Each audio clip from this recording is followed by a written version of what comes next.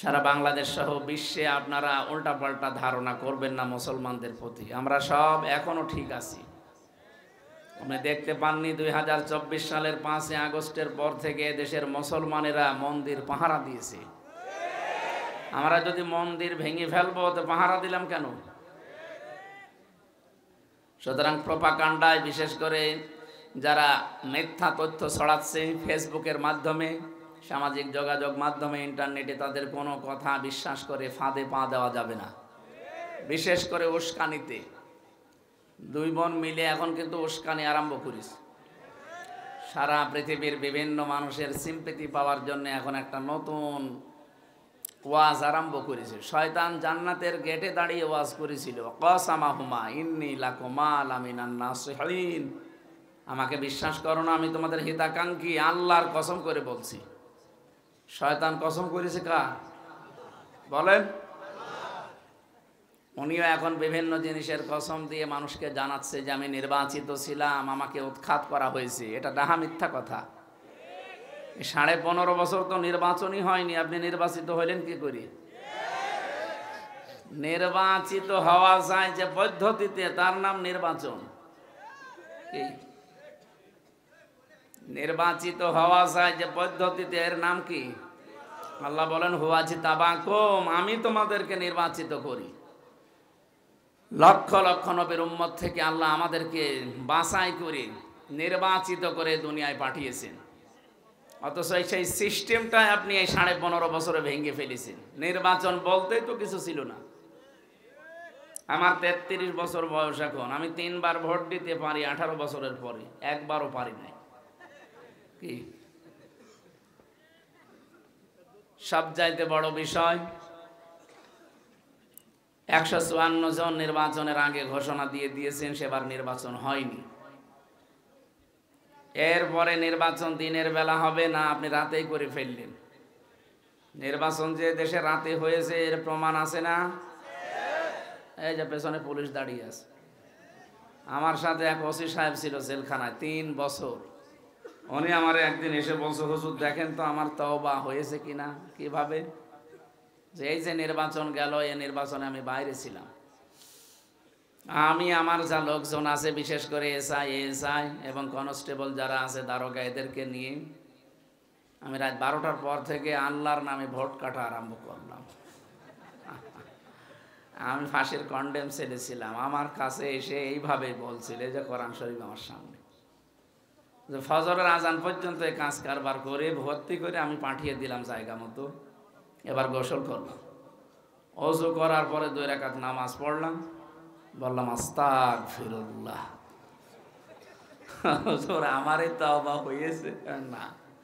আপনি তো আল্লাহর কাছে দোষ করেননি, আপনি দোষ করেছেন হামজার কাছে। একটা এমপি বানাতে 3.5 থেকে 4 লাখ হামজা লাগে। কথা বলছেন এখানে? আপনি আমাদের কারো রায় না নিয়ে রাতের বেলায় এই কাজ করে ফেললেন, আর আপনি এখন আস্তাগফিরুল্লাহ পড়ছেন। আপনি কি দোষ আল্লাহর কাছে করেছেন? এই জন্য আপনার তাওবা হয়নি। হ্যাঁ, তাওবা করবেন তাদের কাছে, অপরাধ করেছেন যার কাছে। তাওবার যে 3টা শর্ত, প্রথম হচ্ছে আপনি অনুশোচনা করবেন, 2 নম্বরে স্বীকার করবেন। স্বীকার করবেন কার কাছে? দোষ করেছেন যার কাছে। আপনি তো আল্লাহর কাছে দোষ করেননি যে আস্তাগফিরুল্লাহ পড়লে আল্লাহ মাফ করে দিবে। আপনাকে স্বীকার করা লাগবে 3.5 থেকে 4 লাখ হামজা এবং হামজার স্ত্রী যারা আছে, বোন যারা আছে, মা যারা আছে, এদের কাছে। এদের কাছে হয়তো আপনি বাড়ি বাড়ি গিয়ে মাপ চেয়ে নিলেন, কিন্তু ভয়ঙ্কর বিষয়, এই 3.5 বছরে অনেক মানুষ দুনিয়া থেকে বিদায় নিয়েছে, তাদের কাছে মাপ চাবেন কি করে? এই জন্য সবচাইতে বড় ক্ষতি হয়ে গেল এই 15.5 বছর জালেমকে টিকিয়ে রাখতে যারা ডাইরেক্ট ইনডাইরেক্ট সাহায্য করেছেন, তাদের দুনিয়াও শেষ, আখিরাতও শেষ। পেছনে তারা দাঁড়িয়ে আছে, এই পুলিশগুলো হয়তো এগুলো করেনি, কিন্তু অনেকে করেছে যারা এখনো চাকরিতে যোগ দেয়নি। কারণ তারা জানে যে আমরা যা করেছি কেউ না জানে, আমি নিজে তো জানি, জনগণের সামনে পড়লে এখন পিটিয়ে মেরে ফেলবে। এই জন্য এই মিথ্যা কথা ছড়ানো থেকে বিরত থাকা দরকার। আপনি একটা হাসি মানুষ, কি মিথ্যা কথা ছড়ালে হাসিদের বদনাম হবে না? এটা আমরাও তো হাসি দুইজনেই। আপনি যে মিথ্যা কথা ছড়াচ্ছেন, আপনার নামে কয়েকদিন পরে দেখবেন আর হাসি বলবে না, বলবে পাজি। সেইটা তো আমাদের নামও চলে আসবে। এত টাকা খরচ করে হজ করলাম, আর এখন যদি পাঁচই শোনা লাগে আপনার কারণে। এই জন্য আশা করছে মিথ্যা তথ্য আর ছড়াবেন না। তামাম দুনিয়া জানে যে আপনি মিথ্যা কথা বলেন, অন্তত এই বিষয় আর মিথ্যা ছড়াবেন না। কিসের রাজনীতি করে কিসের নির্বাচিত হয়েছিলেন আল্লাহ ভালো জানে। একবারও নির্বাচন এই 15.5 বছরে হয়নি। সুতরাং 8 সাল থেকে 24 সাল পর্যন্ত যারা নির্বাচনের মাধ্যমে মানুষকে প্রহসন দেখিয়েছেন, এরা যদি নামের পরে সাবেক এমপি সাবেক মন্ত্রী লেখে, জায়েজ নেই।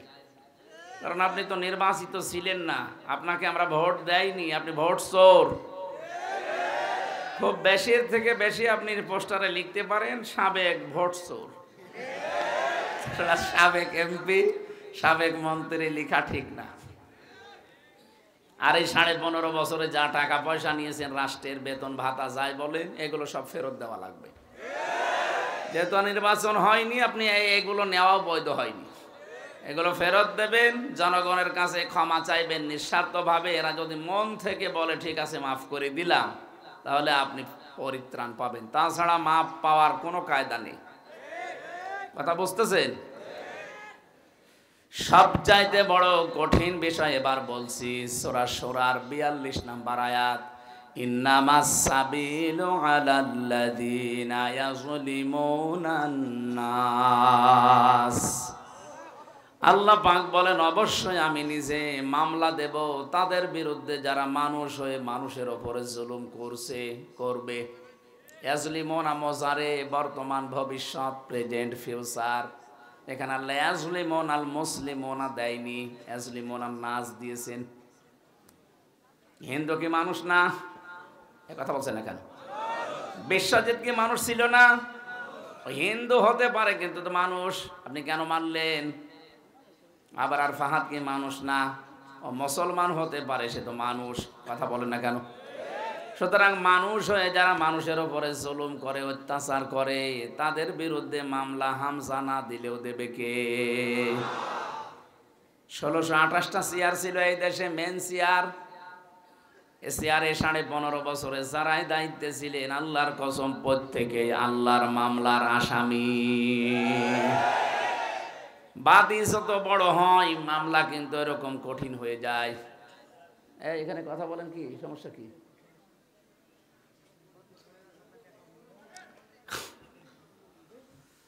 আমি 3 বছর না 3 দিনও আমার জেলে থাকা লাগতো না যদি কোনো সলিমত দিয়ে আমার মামলা দিত। কয় টাকা লাগবে আপনার? আমি আকিস গ্রুপের খতিব ছিলাম, যত টাকা লাগে ওরা রাজি ছিল। কি করেন কি? আপনাকে কিছু বলেছি আমি? কিচ্ছু লাগবে না, নিয়ে যান, যান। স্যারের কথা বাকি নিয়ে যান, ডিস্টার্ব। এখন বসেন, আবার এখন কোনে কোথায় যাচ্ছেন? বসেন বসেন। মাহফিল যারা দেয় আসলে এরা শোনে না, বিভিন্ন ঝামেলায় থেকে নষ্ট করে ফেলে। একদম নড়াচড়া করবেন, ওই জায়গায় একদম স্টপ হয়ে বসে থাকেন। এত রাতে কি কথা বলার কথা শোনার এনার্জি থাকে? আর আমার আজকে চলছে 3টা, আমার জীবন শেষ হয়ে গেল। আপনারা পারেন, ছাড়েন না, আমিও পারছি না। আল্লাহু আকবার।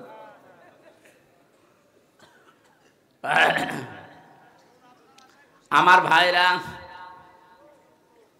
পাবনাবাসী, যে কথা বলছিলাম, আল্লাহর মামলার আসামি আমি। যেহেতু টার্গেট ছিলাম রাষ্ট্রের, এই কারণে আমারে ছাড়ে নাই। আমার মামলার সরাসরি বাদী ছিল যারা পালিয়েছে ওরা। আর আপনার বিরুদ্ধে মামলা উনি না দেবে, সরাসরি আল্লাহ নিজে। এই জন্য আপনাদের কপাল শেষ। আল্লাহু লা ইয়াহদিল কওমাজ জালিমিন। ইয়াহদি এইটা মুজারে, বর্তমান ভবিষ্যৎ, প্রেজেন্ট ফিউচার। আল্লাহ বলেন জালেমদের আমি হেদায়েত দিচ্ছি না, দেব না। কি করলেন আপনি? আপনার দুনিয়াও শেষ হয়ে গেল, মরণের পরে যে বিশাল জগৎ শুরু হবে ওইটাও শেষ। দুনিয়া কিভাবে শেষ হয়েছে? তাকান সূরা নমল 50 নাম্বার আয়াত, 51, 52 নাম্বার আয়াতগুলো দেখবেন বাড়ি যে। 19 নাম্বার পারার 20 নাম্বার পৃষ্ঠা 7 নাম্বার লাইনে আছে। আল্লাহ পাক বলেন ফাতিলকা বুয়ুতুহুম খাওয়িয়াতাম বিমা যালামু। আল্লাহ যেন আঙ্গুল দিয়ে এভাবে দেখাচ্ছে, ফাতিলকা বুয়ুতুহুম, বাইতুনের বহু বচন বুয়ুত, শব্দ শুরু করেছেন আল্লাহ ফা দিয়ে। আল্লাহ এইভাবে দেখিয়েছে নবী এই সেই ঘরগুলো, বাইতুন না দিয়ে বুয়ুত দিয়েছেন, এরপরে হোম আছে বহু, এই যে জমির, এই সেই ঘর। আপনি একটু তাকান এই ঘরের দিকে, খাওয়িয়াতাম বিমা যালামু, এগুলো আমি পরিত্যক্ত করে দিয়েছি, ওজাড় গৃহ বানিয়ে দিয়েছি, জনশূন্য করে দিয়েছি। কেন? এদের জুলুমের কারণে। এই সমস্ত ঘরগুলোতে জুলমের সলা পরামর্শ হতো, দুর্বিসন্ধি হতো, ষড়যন্ত্র হতো। একটা যে কত বাস্তব, 2024 সালের 5 আগস্টের বিকাল 5টা বাজতে বাজতে আল্লাহ একটা দেখিয়েছেন। এদেশে 630টা থানা, যতগুলো জায়গায় জালেমদের বাড়ি আপনি দেখেন সবগুলো পরিত্যক্ত হয়ে গেছে। এর বাস্তব আমার কুষ্টিয়ার হানিফের বাড়ি। গত পরশুদিন আমি আসার সময় দেখেছি বাড়িটা এখন আর বাড়ি নেই, উজাড় গৃহ হয়ে গেছে। আল্লাহ যে খাওয়িয়াতান দিয়েছেন এর প্রমাণ এদেশের জালেমদের বাড়িগুলো। আল্লাহ এতটুকু যদি শেষ করে দিতেন এই আয়াতটা আমি বলতাম না, এর পরে আমাদের জন্য শিক্ষা আছে। ইন্না ফি যালিকা লাআয়াতাল লিকাউমিন ইয়ালামুন। মাঝখানে লাম, এটা লামে তাকিদ। আল্লাহ গ্যারান্টি দিচ্ছে, তাকিদ দিচ্ছে, অবশ্যই এর ভেতরে শিক্ষা আছে। কাদের জন্য? যারা জ্ঞানী। তাহলে আমাদের জন্য এখানে শিক্ষা কি? তাফসিরে মাযহারি মুফাসসির লিখেছেন এটা লূত নবী আলাইহিস সালামের জামানার ঘটনা। ওই মানুষগুলো সমকামিতায় লিপ্ত ছিল। আল্লাহ এত রাগান্বিত হয়েছিলেন ওদেরকে পুরা উল্টিয়ে ওটা এখন ডেড সি, মৃত সাগর বানিয়ে দিয়েছে, এখনো জর্ডানে আছে। আজও এই দেশে অনেকে সূক্ষ্ম কায়দায় সমকামিতা আরম্ভ করার জন্য বিভিন্ন পায় তারা করছেন। আল্লাহর পুরা সিস্টেমকে আপনি উল্টিয়ে ফেলতে চান। যুজ্জিনা লিন-নাসি হুব্বুশ শাহাওয়াতি মিনান নিসা। আল্লাহ বলেন আমি আকর্ষণ তৈরি করে দিয়েছি এই পৃথিবীতে 7টা জিনিসের প্রতি, তার 1 নম্বরে নারী। কে? নারীর প্রতি পুরুষের আকর্ষণ, এটা স্বাভাবিক, আল্লাহ বানিয়ে দিয়েছে। সেইটা এখন পুরা উল্টিয়ে আপনি পুরুষে পুরুষে, নারীতে নারীতে বিয়ে করবেন। এই কাজগুলো যারা আরম্ভ করতে চাচ্ছেন তারা আল্লাহর বিধানে হাত দিচ্ছেন। আল্লাহর বিধানে হাত দিলে কি হয় আপনি 5 দিনেই টের পেয়েছেন। এই বাংলাদেশে একটা দল বলতো ক্ষমতার উৎস আল্লাহ, তাদেরকে আপনারা নিবন্ধন বাতিল করে দিয়েছিলেন। কথা বলেন না কেন? শুধু এতটুকুই শেষ করেননি, নিষিদ্ধ পর্যন্ত করেছিলেন 1 তারিখে। যেহেতু আল্লাহ সব চাইতে বড়, সব ক্ষমতার উৎস, এটা বিশ্বাস করতো তারা, আপনি তাদেরকে নিষেধ করে দিলেন। আল্লাহ এমন কায়দা করেছে, এমন ধরা ধরেছে, 5 দিনে আপনাকে নিষিদ্ধ করে দিয়েছে। এখন পরিচয় দেওয়ার মতো আপনার মুখ আছে দুনিয়ায়? কার কাছে যে বলবেন যে আমি অমুক দল করি, পিটিয়ে মেরে ফেলবে মানুষ। এই জন্য আমাদের এই আয়াত থেকে শিক্ষা নেওয়ার বিষয়, 15.5 বছর যারা এত বড় শিকড় তৈরি করেছিল, একেবারে গভীর থেকে গভীর পর্যন্ত এদের শিকড় ছিল। পিয়ন থেকে শুরু করে রাষ্ট্রপ্রধান পর্যন্ত সব জায়গায় সেট করা তাদের লোক। 15.5 বছর চালিয়েছে। এত শিকড় তৈরি করার পরে আল্লাহ বলেন আমি শিকড় কেটে দিয়েছি। ফাকুতিআ দাবিরুল কওমিল্লাযিনা যালামু আলহামদুলিল্লাহি রাব্বিল আলামিন। জালেমদের শিকড় কেটে দিয়েছেন কে? এজন্য তো ঘর বাড়িগুলো আজ উজাড় গৃহ হয়ে গেছে, জনশূন্য। 3 দিন আগের পত্রিকা দেখলাম, সবচাইতে বড় দামি বাড়ি আমরা যারা মনে করতাম ঢাকার ওইটা, অনেকে যে আবেগে চুমা খেত, অথচ পরিত্যক্ত হয়ে গেছে এখন 3 মাসে। পরশুদিনও দেখলাম 7-8 জন মিলে একসাথে টয়লেট করছে, মনে হচ্ছে জামাতবদ্ধ প্রসাব চলছে। 3 মাসে যদি আল্লাহ অবস্থা করে দিতে পারে, 3টা বছর চেয়েছেন, নাম চিহ্ন পর্যন্ত জালেমদের জমিনে থাকবে না। আমি আবার বলছি, তাহলে আমাদের এখানে শিক্ষা কি? লাম দিলেন আল্লাহ, যে তাকিদ দিয়ে আমাদেরকে কে জানাতে চান? উনি জানাতে চেয়েছেন বাংলার মানুষেরা এত বড় শিকড় তৈরি করার পরও যদি ওদেরকে আমি একেবারে খবিয়াতান বানিয়ে দিতে পারি, পরিত্যক্ত করে দিতে পারি, আগামীতে যারা চেয়ারে বসবে এরা যদি জালেম হয়, তাদেরও আমি আল্লাহ বাড়ি ঘর পরিত্যক্ত করে দেব। কথা বোঝে? যেন আমরা যেন জালেম হয়ে না যাই। যদিও একটা প্রতিবেশী যাই পেলাম, এমন জালেম পেয়েছি ওরা মার খায় প্রত্যেকটা জায়গায়, আর শোধ তোলে আমাদের উপরে। আপনি দেখেন, ওরা পাকিস্তানের বর্ডারে মার খায়, চীনের বর্ডারে মার খায়, নেপালের বর্ডারও মার খাচ্ছে, মায়ানমারের বর্ডারও মার খায়, আর সব শোধ তোলে এসে আমাদের উপর।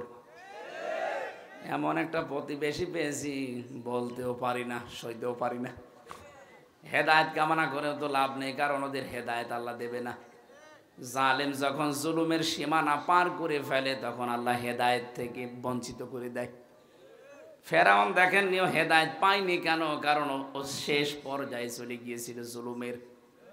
আমার মনে হচ্ছে 15.5 বছরে যারা জুলুমের শেষ পর্যায়ে পৌঁছে গেছে, এই মানুষগুলো আর ফিরে আসবে না। এই জন্য এখনো পর্যন্ত কথা রং বলছে, এটা যে নরম হবে না, এখনো কথা বৃদ্ধি বাড়তেছে। আবার বসে লিস্ট করে রাখো অমক অমক পুলিশের, আমি আসতেছি। আপনার লজ্জা আছে? সারা দুনিয়ার ইতিহাস আপনি পাল্টিয়ে ফেললেন। এ পৃথিবীতে আজ পর্যন্ত আমি শুনিনি যে 350 এমপি একবারে হারিয়ে যায়। দেশটা কত রসাতলে নিয়ে গিয়েছিলেন যে জাতীয় মসজিদের ইমামও পালিয়ে গেছে। কিছুদিন আগে আবার জোর করে ওই জায়গা নেওয়ার জন্য এসেছিল, জনগণ জুতা দিয়ে পিটিয়েছে। পরের দিন আবার দেখি স্ট্যাটাস দিয়েছে যে জনগণ জুতা মেরেছে, কিন্তু আমার গায়ে লাগেনি। ওরে শয়তান! মানুষের কমন সেন্স কোথায় গিয়ে পৌঁছেছে? বিবেক বলেন তো। একটা ইমাম সাহেবকে মানুষ যদি জুতা মারে, ওই রকম মানুষের ইমামতি করা ঠিক? শুধু মসজিদের ইমাম না, রাষ্ট্রের ইমামও তো ঠিক না। 3 দিন না 4 দিন আগে আমি মৌলভী বাজার থেকে ওরা আমার হেলিকপ্টারে দিয়ে গেল। আসার সময় পাইলটকে বললাম, এই যে হুক লাগানো আছে, আমার হাত পড়েছিল। উনি আমার দিকে তাকিয়ে বলছে, ওখানে হাত দেবেন না, হুকটা যদি ছড়ে যায় পড়ে যাবেন। মনে মনে ভাবছিলাম, আল্লাহ 2 বোন যখন পালিয়ে গেল, একটু হুকটা খুলে গেল না কেন? হুকটা খুলে গেলে তো পড়ে যেত। তাহলে এই ঝামেলা এখন আর হয় না। এখন যে মাঝে মাঝে ইস্যু তৈরি করে, ওখান থেকে বসে দেশের কিছু পা না দেয়, কিচ্ছু হয়নি, সব ঠিক আছে। কিছু ষড়যন্ত্র যা চলছে সব মিটে যাবে, সব ধুলি কণার মতো উড়ে যাবে ইনশাআল্লাহ। আমরা ঐক্যবদ্ধ যেভাবে হচ্ছে জাতি, এভাবে সত্যি যদি দেশের জন্য এক হয়ে থাকতে পারি, সারা দুনিয়া একদিকে হয়ে গেল, কিচ্ছু হবে না আমাদের। কিন্তু ঐক্যবদ্ধ ভেতরে যদি কেউ ফাটল ধরায় কোনো মুনাফিক, আবার কিন্তু সামনে সমস্যায় পড়া লাগবে। বাংলাদেশ এখন উহুদের ময়দানের মতো আছে। কি উহুদের ময়দানে মানুষ মনে করেছিল যা বিজয় হয়ে গেছে, এবার যে গনিমতের মাল কোড়াতে গিয়েছে নবীজির আদেশ বাদ দিয়ে, তখন ঠিক আবার অতর্কিত হামলায় অনেক মানুষ মারা গিয়েছে। আমাদের অবস্থা ঠিক এখন উহুদের ময়দানের মতো আছি। একটু ছাড় পেয়ে, ফ্রি পেয়ে, মন যা বলছে আমরা যেন তাই না করি। অনেকে কিন্তু আরম্ভ করেছে, দেখতে পাচ্ছি। কথা বলেন না কেন?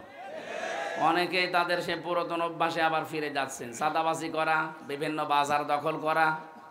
আরে ভাই, এখনো তো যুদ্ধ শেষ হয়ে যায়নি। নবীজির ওই কথা মতো থাকেন, টিকে থাকা লাগবে। আগে ষড়যন্ত্রগুলো আগে বন্ধ হোক। মামলা যা হয়েছে 160টা হবে না, 560টা মামলা লাগবে। আমি জেলখানায় এক একজনকে জিজ্ঞাসা করতাম, কয়টা মামলা দিয়েছে? একজন বলছে 313টা, একজন বলছে 560টা। আমরা চাই গণহত্যার সাথে যারা জড়িত সবাই না, যে কয়জন জড়িত সত্যিকার অর্থে তাদের শাস্তি দেওয়া দরকার, নাইতে আগামী পৃথিবী বসবাসের যোগ্য করে রাখা যাবে না। কথা বলছেন আমার? এজন্য যারা এই কাজ করেছেন, 2722 জন মানুষকে হত্যা করেছেন এই 5 তারিখের আগ পর্যন্ত, 2780 জন মানুষকে পঙ্গু করে দিয়েছেন। কারো হাত নেই, কারো পা নেই, কারো চোখ নেই। এটা বিশাল বোঝা দিয়ে গেলেন এই পরিবার, সমাজ, রাষ্ট্রের উপরে। এদের বিচার যদি না হয়, আগামীতে যারা বসবে তারা এর চাইতে ডবল জালেম হবে। কথা বলেন না কেন? আমরা চাই যারা যা করেছে দ্রুত শাস্তি দেওয়া হোক, যেন পৃথিবী দেখে শিক্ষা নিতে পারে। না, এদেশে এখনো আইনের শাসন আছে। এতদিন শুধু বলি উড়িয়েছে যে আমরা আইনের শাসন প্রতিষ্ঠা করছি, পুরাটা মিথ্যা কথা। আমারে ধরে নিয়ে গেল আমার বাড়ি থেকে, পরের দিন পেপারে দিল না, ওনারে চোড়হাঁস থেকে নিয়ে এসেছে। এই মিথ্যা শুরু হয়েছে, একেবারে জামিন পর্যন্ত পুরাটা মিথ্যা ছিল। একটা ঠনকো মামলা দিয়ে 3 বছর পর্যন্ত আটক করে রাখলেন। আপনার বিবেক একটু কাঁদেনি? আপনার বিবেক নেই তো কাঁদবে কি করে? বিবেক থাকলে আপনজন যারা আছে তাদেরকে ছেড়ে মানুষ চলে যায়। নবীজি যেদিন নবুয়ত পেয়ে আসে, সেদিন খাদিজাতুল কুবরা বলেছিলেন, হে স্বামী আবুল কাসেম, ভয় পাবেন না, ইন্নাকা লা তাসিলুর রাহিমা, আপনি তো আত্মীয়তার সম্পর্ক ঠিক রাখেন। রক্তের সম্পর্ক যারা ঠিক রাখে তাদের কোনো ভয় নেই, কোনো জিন পরিভূত কেউ আপনাকে ভয় দেখাতে পারে না। এখান থেকে প্রমাণ হয় যারা রক্তের সম্পর্কগুলো ঠিক রাখবে তাদের ভয় আল্লাহ দূর করে দেবে। অথচ আজ হাজারো মানুষ দেখতে বেশ ভালোই মনে হয়, কিন্তু আত্মীয়তার সম্পর্কগুলো আমরা ঠিক রাখতে পারছি না। যাদের কারণে পারছি না তাদেরও সতর্ক হওয়া লাগবে। আজ পরিবারে একটা পুরুষ তার রক্তের সম্পর্ক যাদের সাথে, বিশেষ করে তার আপন ভাই, আপন বোন, মা বাবা, চাচা, ফুফু, এদের সাথে রাখতে পারে না, যার কারণে সেটা হচ্ছে তার বউ। কথা বলে না কেন? মেয়েরা নেই তো? আছে তো না? সব ঘুমিয়ে পড়িস? সম্মানিতা মা বোনেরা, শুধু নামাজ পড়া, রোজা রাখা, কালো বোরকা পরা ইবাদত না। পারিবারিক জীবনে এটা যে কত বড় ইবাদত। হযরতে খাদিজাতুল কুবরা রাদিয়াল্লাহু তাআলা আনহা তার স্বামীকে অভয় দিচ্ছে, আপনি ভয় পাবেন না, আপনি রক্তের সম্পর্ক ঠিক রাখেন। সুতরাং যারা রক্তের সম্পর্কগুলো আরো অটুট করবে তাদের ভয় নেই। সূরা নেসার তাফসিরে এসেছে, সব কিছু আল্লাহ কমপ্লিট করার পর এই যে রেহেম, যেটা এটা আল্লাহর কুদরতি পা চেপে ধরেছিল। ডাক দিয়ে বলে, মাবুদ তুমি আমার ব্যাপারে তো কিছু বললে না। আল্লাহ পাক বলেন, তোমার ব্যাপারে আমার সিদ্ধান্ত এই, যারা তোমার সাথে সম্পর্ক ঠিক রাখবে আমার সাথে তাদের সম্পর্ক আছে। যারা তোমাকে কাট করে দেবে আমি আল্লাহ তাদেরকে কাট করে দিলাম। বলেন নাউজুবিল্লাহ। কি বুঝলাম এখান থেকে? আমরা এই দেশ থেকে যারা পালিয়ে গেল, ওই 2 বংশোদ্ভূত বহু মানুষ তো পালিয়ে গেল, এদের সাথে আমাদের সম্পর্ক ছিল না? ছিল না? কথা বলে না কেন? কেউ আপা বলে ডাকতাম, কেউ ভাবি বলে ডাকতাম, কেউ কন্যা বলে ডাকতাম। কত রকমের সম্পর্ক, সব ত্যাগ করে আপনি চলে গেলেন না বলে। এই যে সম্পর্ক যারা ঠিক রাখে না, এদের ভেতরে ভয় তৈরি করে দেয় কে? এই জন্য এত ভয় পেয়েছে যে দুপুরের খাবারও খেতে পারেনি। দ্বিতীয় নম্বরে খাদিজাতুল কুবরা বলেছিলেন, স্বামী আমার, অত্তাহমিলুল কাল্লা, আপনি তো মানুষের বোঝা বহন করেন, মানুষের বোঝা আপনি হালকা করে দেন, কেন আপনি ভয় পান? আপনি মানুষের সুখের দুঃখের বোঝা, কষ্টের বোঝা, ঋণের বোঝা, এগুলো হালকা করেন, বোঝাগুলো পাতলা করে দিন, আপনি ভয় পাবেন না। কি দেখলাম আমরা? যত রকমের বোঝা এই দেশে উনি দিয়ে আমাদেরকে চলে গেল। এদেশে এখন একজন মানুষ জন্ম নিলে 1,20,000 টাকা তার মাথার উপরে ঋণ। এক কথা বলছে না? এই যে 2780 জন এখন হাসপাতালে বেডে কাতরাচ্ছে, তার না নেই, হাত নেই, চোখ নেই, অন্ডকোষ উড়ে গেছে। কি তারা তার পরিবারের কাছে একটা বোঝা না? কথা বলে না কেন? সে তার মা বাবার কাছে, ভাই বোনের কাছে এখন বোঝা হয়ে গেছে, কারণ হাত নেই, পা নেই, সে বোঝা নাকি? এই যে বিশাল বিশাল বোঝা এই দেশে আপনি দিয়ে গেলেন, দুঃখের বোঝা, কষ্টের বোঝা, ঋণের বোঝা, এগুলো আপনি না দিলেও পারতেন। চলে যখন স্বামীর বাড়ি যাবেন তো এগুলো দিয়ে গেলেন কেন? আপনি তো স্বামীর বাড়ি গিয়েছেন, কারণ এর আগে বহুবার তারা বলতো যে আমাদের স্বামী স্ত্রীর সম্পর্ক, একজন স্বামীর বাড়ি আর একজন কিছু দুলাভাইয়ের বাড়ি। আমরা চাই এদেশ থেকে যারাই বিদেশে যায় তারা রেমিটেন্স যোদ্ধা, টাকা পয়সা পাঠায়। আপনারা 3 মাস আর 6 দিন হয়ে গেল, কই টাকা তো পাঠান না। কি করছেন আপনারা? 2 জন মিলে অন্তত 2 বোন মিলে টাকা পয়সা একটু কামাই করা যাচ্ছে না? কেউ স্বামীর পকেট মারবেন, কেউ দুলাভাইয়ের পকেট মারবেন। ওইটা একটা কৃপণ তো, এই জন্য পকেটে টাকাও রাখে না। তাহলে কি বললাম এখান থেকে বলেন তো? যারা মানুষের বোঝা হালকা না করে আরো বোঝা দিয়ে যায়, চাপিয়ে দেয়, তাদের ভেতরে ভয় তৈরি করে দেয় কে? আজ কত মানুষ মানুষকে বোঝা দিয়ে গেছে, এই জন্য প্রশাসনের ওই মানুষগুলো এখন আর যুক্ত হতে ভয় পায়। কত রকমের বোঝা আপনি প্রশাসনে আদালতে থাকার কারণে দিয়েছেন, বিনা কারণে একটা মানুষকে নিজে ধরিয়ে দিয়েছেন, মিথ্যা মামলা দিয়ে মিথ্যা সাক্ষী দিয়ে তার জীবনটা নষ্ট করে দিয়েছেন। একটা মানুষ জেলে থাকা মানে তার পরিবার পুরা ধ্বংস হয়ে যাওয়া। কথা বলেন না কেন? বিশাল বিশাল বোঝা যারা দিয়েছিলেন, এই মানুষগুলোকে আমার মনে হয় ছাড় দেওয়া ঠিক হয়নি, এদের ওপরও বোঝা দেওয়ার দরকার ছিল। কিচ্ছু জানে না, ঘরে ঘুমিয়ে আছে, ঘুম থেকে উঠে যাচ্ছে হাসতে, কি গো তুই গাছ কেটেছিস? কখন? স্বপ্নে। এইরকম মামলা দেশে ছিল না? ছিল না? হয়তো পেছনে সাক্ষী দাঁড়িয়ে, জিজ্ঞেস করেন তো। আমার মামলার যে আয়ু ছিল ওটা আমার নিজেই মাঝে মাঝে বলতো, হুজুর আপনার দোষ নেই আমি জানি, কিন্তু আপনার বাবাকে বলেন টাকা দেওয়া লাগবে। দোষ নেই জানেন, টাকা দেওয়া লাগবে না? টাকাকে আপনি আমার বাবার কাছে পান? মনে হচ্ছে টাকা পায়, টাকা দেওয়া লাগবে। সেদিন কল দিয়েছিল আমারে, বলছো হুজুর কিছু বলবেন না, আমারে মাফ করে দিন। মাফ করতে পারি, আগে টাকা ফেরত দিন। আপনি মাফ চাবেন, টাকা দেবেন না? মানে আগে টাকাগুলো ফেরত দিয়ে এরপরে বলেন মাফ চান।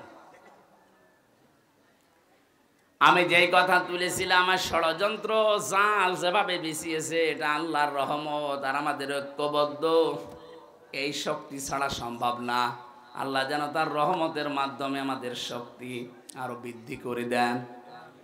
এত রাত পর্যন্ত যারা দাঁড়িয়ে আছেন, বসে আছেন, ধৈর্য নিয়ে আছেন, রাত জেগে জেগে, আমার মতো একটা ছোট্ট মানুষের জন্য সবাইকে ওয়েলকাম জানিয়ে শুকরিয়া আদায় করছি, আলহামদুলিল্লাহ। দরুদ আর সালাম পাঠ করার মাধ্যমে তেলাওয়াতকৃত আয়াত, যেটা সূরা আনফাল 3 নম্বর আয়াত, আল্লাহ রাব্বুল আলামিন বলেন 2 নম্বর আয়াত, এটা আল্লাহর দৃষ্টিতে মুমিন কারা। আমরা অনেক মানুষ মনে করে আমি নামাজ পড়ি, আমি রোজা রাখি, হজ করে আসলাম, আমি মুমিন হতে পারিনি। না।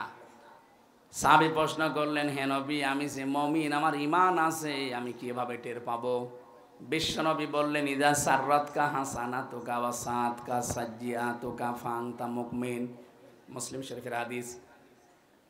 নবীজি বলেন, যখন তোমার ভালো কাজগুলো তোমাকে আনন্দ দেয় আর অন্যায় কাজ হলে ভেতর থেকে একটা বাধা আসে, তখন বুঝবে তোমার ঈমান আছে। 15.5 বছরে ভালো কাজ সবার কাছে কিন্তু ভালো লাগেনি। কথা বলেন না কেন? ভালো কাজ আরো বাধা দিয়েছে। এই কোরআনে কারিম প্রচার করা, কোরআনে কারিম শেখানো, এটা কি ভালো কাজ না খারাপ কাজ বলেন? অন্য জাতি নাই বলতে পারে, আপনি বলেন কি করে? অন্যান্য জাতির লোককে আমি যেখানেই কোরআনে কারিম শুধু বুঝে পড়ার জন্য দিয়েছি, তাদের কাছে এখন এটা ভালো কাজ।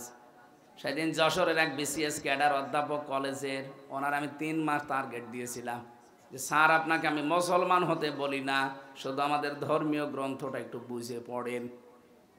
3 মাস পরে দেখছি বলছে আমি মুসলমান হয়ে গেছি। এটা যদি প্রচার না করতাম, তাকে না শেখাতাম, সে মুসলমান হতো? এটা প্রচারের মাধ্যমটা পর্যন্ত 15.5 বছরে বিভিন্ন ইস্যু তৈরি করে বন্ধ করে দিয়েছিলেন। সরাসরি বলেন না যে হবে না, কিন্তু 14 জায়গায় অনুমতি নেওয়া লাগবে, এই সিস্টেম করেছিলেন। সুতরাং ভালো কাজ যাদের ভালো লাগেনি, অন্যায় কাজ দেখলেও যাদের কাছে অন্যায় মনে হয়নি, ভেতর থেকে কোনো বাধা আসেনি, আপনি বুঝবেন আপনি নামাজ পড়লো, আপনার ঈমান নেই। এই জন্য আল্লাহর দৃষ্টিতে মুমিন কারা? আল্লাহর দৃষ্টিতে আসলে ঈমানদার কারা? 3টা গুণ এখানে আল্লাহ পরপর দিচ্ছেন। ইন্নামাল মুমিনুনা আল্লাযীনা ইযা যুকিরাল্লাহু ওয়াজিলাত কুলুবুহুম। আল্লাহর দৃষ্টিতে ঈমানদার তারা যে মানুষগুলোর সামনে আল্লাহর নাম উচ্চারণ হলে তাদের কলিজা কেঁপে ওঠে। ওয়াজিলাত কুলুবুহুম, তাদের কলবে কাঁপ ধরে। মানুষের সামনে আল্লাহর নাম, আল্লাহর কোরআনের কথা, বড়দের কথা বললে তাদের ভেতরে একটা ভয় তৈরি হবে, কেঁপে কেঁপে উঠবে না। আরো বৃদ্ধি আমাদের অনেকের বেড়েছে।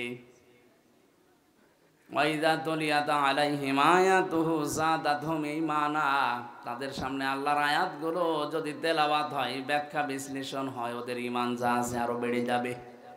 এই গ্যারান্টি দিচ্ছে কে? বলেন বলেন। ঈমান বেড়ে যাবে শুধু মানুষের না। সূরা জিনের 2 নম্বর আয়াতের তাফসিরে আমি পড়েছি, এটা তাফসিরে হাক্কানিতে আছে। নবীজি কোরআনে কারীম জিনদের সামনে তেলাওয়াত করেছিলেন। আল্লাহ পাক বলেন, ফাকালু ইন্না সামি'না কুরআনান আজাবা। জিনেরা কোরআন শুনেছে 2 বছর 5 বছর বয়স না, যাদের বছর 1000 বছর 1500 বছর বয়স, তারা তাওরাত শুনেছে, জাবুর শুনেছে, ইনজিল শুনেছে। ওই জিনেরা কোরআন শোনার পরে তারা বলছে আমরা এক আশ্চর্য কোরআন শুনলাম। এতটুকু জিনেরা বলি শেষ করে দেয়নি। ইয়াহদি ইলার রশদি ফাআমান্না বি ওয়ালান নুশরিকা বিরাব্বিনা আহাদা। জিনেরা বলে যে এমন কোরআন আমরা শুনেছি, কোরআন আমাদেরকে হেদায়েতের পথ বলে দিয়েছে, আমরা ঈমান আনলাম, এমন ঈমান এনেছি জীবনে কোনোদিন আল্লাহর সাথে আর শরীক করব না, আর শরীক করব না। এতটুকু না, গ্যারান্টি দিয়ে বলেছে ওয়ালাং তাজিদা, কখনো আমরা আর শরীক করব না। কয়েক মিনিট মাত্র কোরআনে কারীম শোনার পরে যদি তাদের ঈমান এত বেড়ে যায়, এত মজবুত হয় যে কোরআন তাদেরকে হেদায়েতের পথ শুধু বলে দেয়নি, তারা সঙ্গে সঙ্গে ঈমান এনেছে। আর ঈমানটা এত শক্ত মজবুত যে আল্লাহর সাথে কোনোদিন তারা শরীক করবে না, সিদ্ধান্ত নিয়ে ফেলেছে। সুতরাং আমরা যারা এখানে কোরআন শুনছি, সত্যি যদি ওইরকম মন নিয়ে আমরা শুনতে পারি, মাস্ট বি যাদাতহুম ঈমান, আমাদের ঈমান বাড়বেই। কিন্তু মন থাকা লাগবে আপনার। এই কোরআন নবীজি আবু বকরের সামনেও পড়েছিলেন, আবু জেহেলের সামনেও পড়েছিলেন। 2 জনের নামের আগে আবু আছে। এক আবু বকর কোরআন শোনার পরে তার ঈমান বেড়ে গেছে, শুধু ঈমান বাড়ে নাই। আল্লাহ পাক বলেন, ওয়াইদা সামিউ মা উনজিলা ইলার রাসূলি তারা আয়ুনাহুম তাফিদু মিনাদ দামি মিম্মা আরাফু মিনাল হক। হে নবী, যখন কোরআনে কারীম তাদের শোনাবেন, যদি ওদের উপলব্ধি করার ক্ষমতা থাকে, ওরা যদি বুঝতে পারে আমি আল্লাহ কি বলতে চাই, দেখবেন ওদের চোখ দিয়ে পানি গড়িয়ে পড়ছে। কোরআনের আলোচনায় সবার চোখে পানি আসবে না, এটা বোঝার মতো যোগ্যতা থাকা লাগবে আপনার। আপনি যদি সত্যি এর মর্মবাণীগুলো উপলব্ধি করতে পারেন যে আল্লাহ কি বলে আর আমি কি করি, দেখবেন মনের অজান্তে কখন চোখ দিয়ে পানি পড়ছে আপনি টেরও পাবেন না। আল্লাহ পাক বলেন, এই কোরআন আবু জেহেলের সামনেও তো পড়েছিল মুহাম্মদুর রাসূলুল্লাহ, ওর ঈমান বাড়ে নাই, ওর শয়তানি বেড়েছে। শয়তানি এত বাড়া বেড়েছিল, কোরআনের বিরুদ্ধে আইন পর্যন্ত পাশ করেছিল।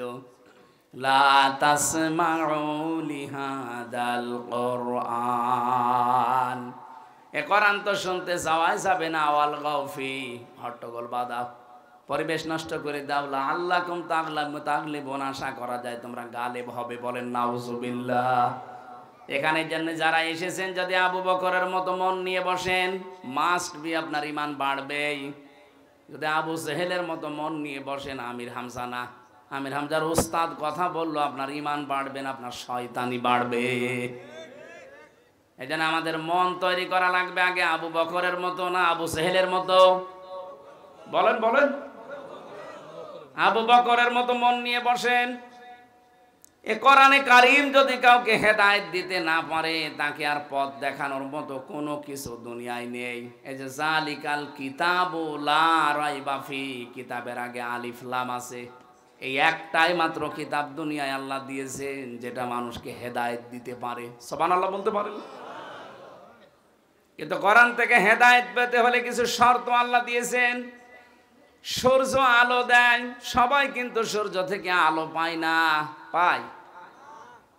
অন্ধ যারা তারা আলো পায়। সূর্য তো ঠিকই আলো দিয়ে যাচ্ছে, কিন্তু অন্ধ আলো পাবে না। এ দোষ কি সূর্যের না ওর চোখের?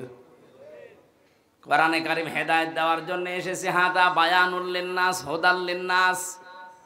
বিশ্ব মানবতার হেদায়েতের জন্য আল্লাহ এটা পাঠিয়েছে। কিন্তু আমি যদি নিতে না পারি, এ দোষ আল্লাহর না কোরআনের না, এ দোষ আমার কপালের। গিরিশচন্দ্র সেন বেটা হিন্দু মানুষ, কোরআন শরীফের শুধু বাংলা অর্থ লেখেন, তাফসিরও হালকা লিখেছে। এই লোকটা কোরআন পড়েছে বেশি আমাদের চাইতে, ও লিখেছে বেশি, ও বুঝেছে বেশি, কিন্তু হেদায়েত পায়নি, কারণ ওর মন ছিল না। আমাদের যদি সত্যিই মন না থাকে, সারা রাত ব্যাপী দেওয়া না, সারা জীবন ব্যাপী যদি আপনি আলোচনা দেন, জীবনেও আপনি হেদায়েত পাবেন। আপনি আগে মন তৈরি করেন। কথা বলেন না কেন? এই জন্য আমাদের মন আগে তৈরি করা লাগবে যে আমি আসলে কোরআন থেকে হেদায়েত নিতে চাই। আল্লাহ যদি জানাতে পারেন জাদাতুহুম ঈমানা, তোর ঈমান বাড়বেই, তাহলে আমার ঈমান বাড়ে না যখন বুঝতে হবে আমার কপালের দোষ, আল্লাহর দোষ না। আল্লাহ রাব্বুল আলামিন বলেন ওয়ালা রাব্বিহিম ইয়াতাওয়াক্কালুন। এই যে জাদাতুহুম ঈমান, এই আয়াতের ব্যাখ্যায় আমি পড়েছি, কেউ যদি তেলাওয়াত করে কারো সামনে, চারটা বিষয় সে যেন অনুধাবন করে নেয়। ওয়াইদা তুলিয়াত আলাইহিম আয়াতুহু, তাদের সামনে যখন আল্লাহর আয়াত তেলাওয়াত করা হয়, তেলাওয়াত কি? পড়া। কোরআন শরীফের কোরআন পড়ার ব্যাপারে আমি তিনটা শব্দ পেয়েছি, কারা, রতালা, তালাওয়া। এই তিনটা শব্দের অর্থের ভেতরে আমি অভিধানে চারটা বিষয় পেয়েছি। এক নাম্বারে আপনাকে শুদ্ধ করে পড়া লাগবে, দুই নাম্বার এটা বুঝতে হবে, তিন নাম্বারে যতটুকু বুঝলেন এর উপরে প্র্যাকটিক্যাল লাইফ সেট করা লাগবে, চার নাম্বারে যা বুঝলেন এটা যেন মানুষ মানতে পারে সেই পরিবেশ তৈরি করে দেওয়া লাগবে। এই চারটা শর্ত মেনে যদি সত্যি আমরা পড়তে পারতাম, মান করাল কোরআনা, যে ব্যক্তি কোরআন পড়ে তার মানে চারটা শর্ত মেনে যারা পড়ে, ফাস্তাসাহারাহু, এবং কোরআনকে যারা ইজহার করে। এখানে ইজহার শব্দের ব্যাখ্যায় শুধুমাত্র প্রকাশ করা না, স্পষ্ট করা না। কোরআন ইজহার করা মানে কোরআন বিজয় করা। বিজয় করার অর্থ এর পরের দুইটা শব্দ থেকে আরো বেশি স্পষ্ট। নবীজি বলেন ফাহাল্লা হালালাহু ওয়া হাররামা হারামাহু আদখালাহুল্লাহুল জান্নাহ। কোরআন যদি দেশে, কোরআন যদি সমাজে বিজয়ী থাকে, তাহলে হালালকে হালাল মানা, হারামকে হারাম জিনিস ছেড়ে দেওয়া সহজ হবে। আমাদের দেশে কোরআন বিজয়ী নেই, এই জন্য হারামকে হারাম জানার পরও আমরা ছেড়ে দিতে পারি না। এক কথা বলে না কেন? হালালকে হালাল জানার পরও আমরা আঁকড়িয়ে ধরতে পারি না, কারণ এদেশে কোরআন বিজয়ী নেই। কোরআন বিজয়ী থাকলে আপনি হালালকে হালাল জেনে আঁকড়িয়ে ধরতে পারতেন, হারামকে হারাম জেনে ছেড়ে দিতে বাধ্য হতেন। কারণ যখনই কোরআন বলতো ওয়াসারিকু ওয়াসারিকাতু ফাকতাউ আইদিয়াহুমা, চোর চুরি করলে পুরুষ হোক নারী হোক সাক্ষ্য প্রমাণে ধরা পড়লে হাত কেটে দাও। আমার মনে আয়াতটা যদি 53 বছর আগে বাংলার সংসদে কায়েম থাকতো, এদেশে বহু মানুষের হাত বুকে ঝুলতো। এটা নেই, এই জন্যই তো 36,000 কোটি টাকা চুরি করেছে দরবেশ। কত? 36,000 কোটি। এক জীবনে আপনি গণনা করে শেষ করতে পারবেন না। 7টা ব্যাংক থেকে এই লোকটা এতগুলো টাকা মারিং কাটিং করলো। ইসলামী ব্যাংক ধ্বংস করে দিয়েছে এই শয়তানরা। 75,000 কোটি টাকা এখান থেকে আত্মসাৎ করিস। যদি চোরের আইনটা থাকতো এই দেশটা আর কিচ্ছু লাগতো না, শুধু একটা আইন থাকলে দেশটা জান্নাত হয়ে যেত। চুরি বন্ধ করে দেন, শুধু সঠিক ডিস্ট্রিবিউশন যেটা আছে, সঠিক বন্টন, এটা একটু চালু করেন, দেশে কারো কাছে হাত পাতা লাগবে না। বিশ্বের বহু দেশ এখন মুখিয়ে আছে আমাদেরকে দেওয়ার জন্য। পাকিস্তান থেকে আসতেছে, তুরস্ক থেকে আসতেছে, চীন থেকে আসতেছে, আসতেই থাকবে। আহ্বান জানাচ্ছে, এটা রেকর্ড হচ্ছে, কালকে সারা দেশে যাবে। এই সমস্ত দেশে ভারত ছাড়া যদি মধ্য এশিয়ার এই সমস্ত সব দেশ চলতে পারে, আমরা বাংলাদেশ কেন চলতে পারবো না? আমাদের আগের বন্ধু যারা যারা আছে তাদের দিকে একটু ঝোঁকা লাগবে আমাদের। মুশরিকদের ভেতরে সবচাইতে বেশি ভয় মরণের। ওয়ালা তাজিদান্না আহরাসান নাসি আলা হায়াতিউ ওয়া মিনাল্লাযিনা আশরাকু, ওরা সবচাইতে বেশি ভয় পায় মরণকে। ওদেরকে হে নবী আপনি যদি বলেন যে 1000 বছর তোমাদের হায়াত, ওরা বলবে আলহামদুলিল্লাহ আরো বেশি বাঁচতে চাই। তার মানে সবচাইতে বেশি ভয় ওদের মরণের। যখনই আপনি ওদের মরণের পথ তৈরি করে দেবেন, এমনিতেই মাথা নত করে বলবে বাবা আমারে মাফ করো। সে তো পাকিস্তান থেকে একটু চিনি এসেছে তাই মাথা খারাপ হয়ে গেছে। কথা বলে না কেন? ওরা আমাদের পাকিস্তান থেকে আলাদা করেছে এই জন্যে নাকি ওরা আমাদের বন্ধু। 7 সিস্টারের মাধ্যমে ওদেরকে আমরা 7 ভাগ করে দিচ্ছি। ওরা আমাদের 1 ভাগ করে যদি বন্ধু হয়, আমরা 7 ভাগ করে দিচ্ছি, আমরা বড় বন্ধু না? ডক্টর ইউনূস একটু ট্রাস দিয়েছিল, এই ভয়ে ওদের ঘুম হারাম হয়ে গেছে। যেন মুশরিকদের সবচাইতে বড় ভয় ওদের জীবনের উপরে, আর আমাদের সবচাইতে আশা আমাদের জান্নাতের উপরে। যত তাড়াতাড়ি যেতে পারবো তত তাড়াতাড়ি আল্লাহর বাগান রেডি। কথা বলেন ঠিক কিনা? ওরা যত তাড়াতাড়ি যাবে ওদের জন্য আগুন রেডি, এজন্য মরতে চায় না। আমি আশা করব এখান থেকে আশপাশের এই দেশগুলো সব যদি ওদের ছাড়া চলতে পারে, আমরা অবশ্যই পারবো যদি আমাদের ঐক্যবদ্ধ এবং ঈমান তৈরি হয়। অমাং দাখালাহু কানা আমিনা। কাবা শরীফের উদাহরণ দিয়ে আল্লাহ জানিয়েছেন, কাবায় প্রবেশ করলে নিরাপত্তা দেয় কে? আরো জোরে বলেন। বাংলাদেশ কি কাবা শরীফ? বলেন। 6000 কিলোমিটার দূর আমাদের দেশ থেকে কাবা।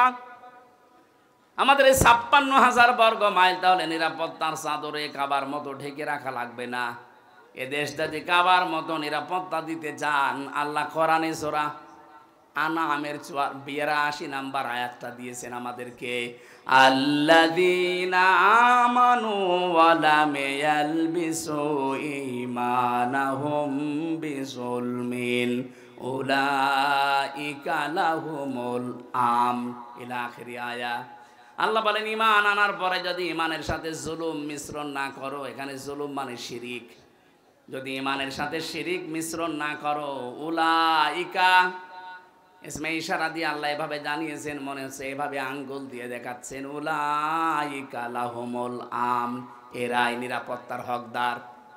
সুতরাং আমরা আল্লাহর পক্ষ থেকে যদি নিরাপদ দেশ উপহার পেতে চাই, বহির্বিশ্বের যত ষড়যন্ত্র থেকে যদি সত্যি মুক্তি পেতে চাই, মাস্ট বি আমাদের যাদের ঈমান আছে শিরিক মুক্ত করা লাগবে। সূক্ষ্ম অনেকগুলো শিরিকে দেশে চলছে। তারপরে 1 নম্বরে বহু মুসলমান জেনে হোক না জেনে হোক করে ক্ষমতার উৎস কে?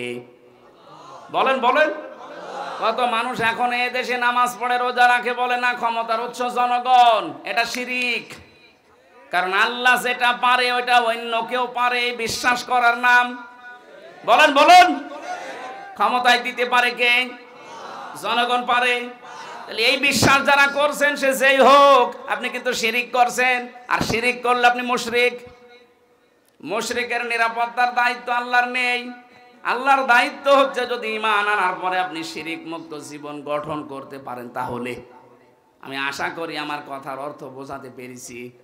এই দেশ এখন সারা বিশ্বের মুশরিক এবং ইহুদিদের চক্রান্ত থেকে যদি নিরাপদ করতে চান, যতটুকু যার ঈমান আছে মাস্ট বি শিরিক মুক্ত করা লাগবে।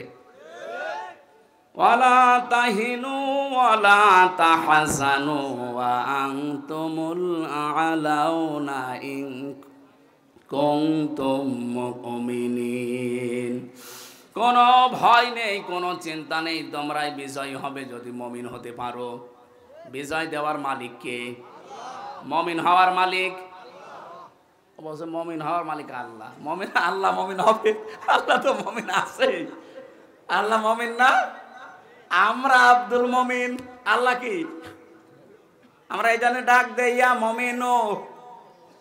এখন মুমিন হওয়ার দায়িত্ব আল্লাহর না, মুমিন হওয়ার দায়িত্ব কার? আমাদের।